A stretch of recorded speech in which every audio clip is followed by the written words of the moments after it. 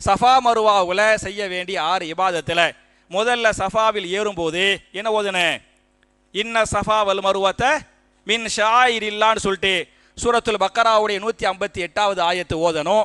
ரெண்டாவது லா இலாஹ இல்லல்லாஹ் என்று சொல்லணும். மூணாவது அல்லாஹு அக்பர் அல்லாஹு அக்பர் அல்லாஹு அக்பர் என்று 3 முறை தக்பீர் சொல்லணும். நாலாவது லா இலாஹ இல்லல்லாஹு வஹ்தஹு லா ஷரீக லஹு லஹுல் முல்கு வ லஹுல் ஹம்து வ ஹுவ அலா குல்லி ஷைஇன் கதீர் என்று சொல்லணும்.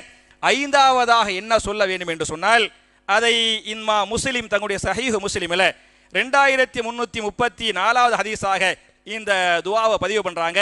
லா இலாஹ இல்லல்லாஹு வஹ்தா அன்ஜஸ வஅதா வ நஸர அபுதா வ ஹஸமல் அஹ்ஸாப வஹ்தா என்பதை நீங்கள் சஃபா மருவாவிலே ஓதிக்கொள்ளுங்கள். என்ன பொருள் என்று சொன்னால், வணக்கத்திற்குரியவன் அல்லாஹ் ஒருவரை தவிர வேற யாருமே இல்லை. அவன் தனித்தவன். அவன் தன்னுடைய வாய்தாவை வாக்குறுதியை நிறைவேற்றி விட்டான். தன்னுடைய அடியாருக்கு அவன் உதவி செய்து விட்டான். அவன் தனித்திருந்து பெரும் பெரும் கூட்டுப்படைகளை அவன் தோற்கடித்து விட்டான் என்ற அற்புதமான திக்ராக இருக்கிறது.